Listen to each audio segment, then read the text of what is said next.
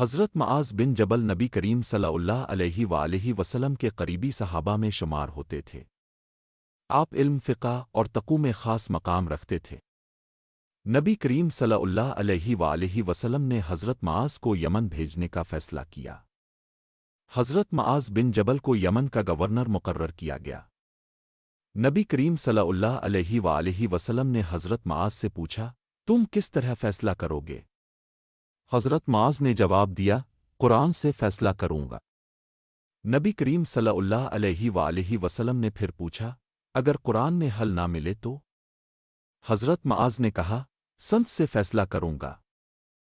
رسول اللہ صلی اللہ علیہ وآلہ وسلم نے پوچھا، اور اگر سنت میں بھی نہ ملے؟ حضرت معاذ نے کہا، اپنی عقل اور اجتہاد سے فیصلہ کروں گا۔ نبی کریم صلی اللہ علیہ وآلہ وسلم حضرت معاذ کے اس جواب پر بہت خوش ہوئے۔ نبی کریم صلی اللہ علیہ وآلہ وسلم نے اللہ کا شکر ادا کیا کہ اس نے معاذ کو درست راستہ دکھایا۔ حضرت معاذ کو علماء کی امامت کی بشارت دی گئی۔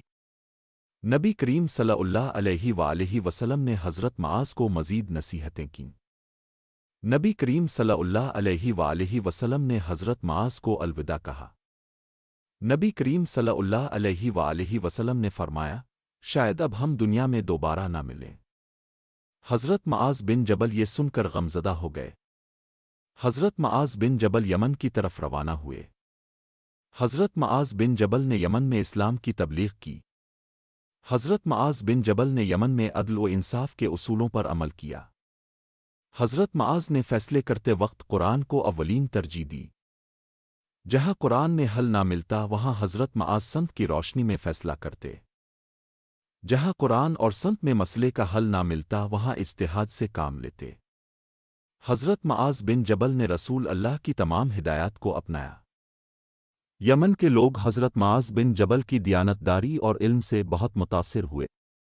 حضرت معاذ کے فیصلے قرآن و سنت کی بنیاد پر ہوتے تھے۔ حضرت معاذ بن جبل نے یمن میں دینی تعلیم کا فروغ کیا۔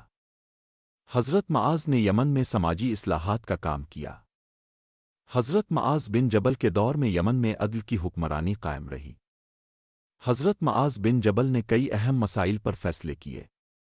یمن کے لوگوں کا حضرت معاذ بن جبل پر مکمل اعتماد تھا۔